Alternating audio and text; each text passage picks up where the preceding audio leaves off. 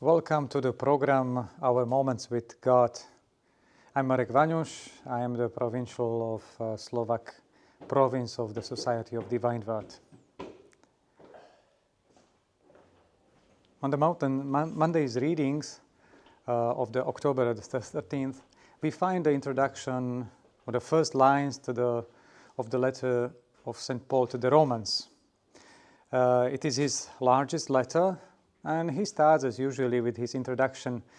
When reading it, one may be also a little bit annoyed with the formal things.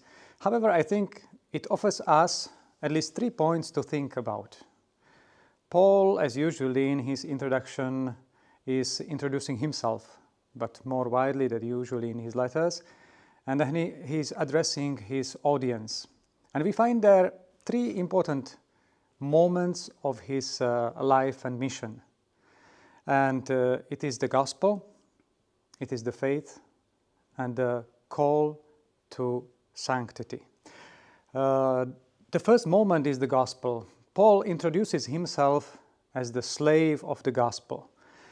And the gospel, he does not mean any of the 4 gospels that we have, but for him the gospel is Jesus Christ, the person of Jesus Christ. What Jesus taught, what he did, and what he is inviting us to participate in through his death and resurrection. Paul considers himself the messenger of the gospel, messenger of Christ. This is his inner identity. And I think we can think of this. What is my personal point of identity? What is for me the core of my life? Then Paul is sharing with his audience that he did not visit it yet, because to Rome he only plans to go to travel. He says about sharing the mutual faith. The faith for Paul is something very deep. It's not just accepting some truth or something that is written and I accept it with my mind. But for Paul, as for any biblical man or woman, it is the question of heart. It is question of relationship with Jesus, and shaping one's life according to this. Faith for Paul is something that orients his life. What is the thing that orients my life?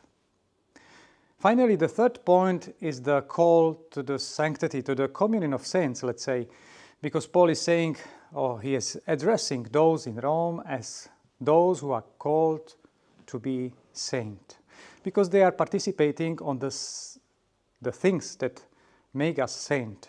It is the Eucharist and the other the sacraments that make us participate on the sanctity that we are called to. And this is the aspect of the communion.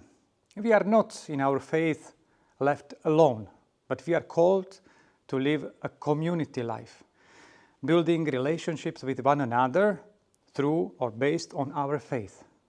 So this may be the third point to reflect on based on the reading of this Monday. What is my relationship with others? How do I relate with them based on my faith? Would I am called to change? Would I am called to deepen?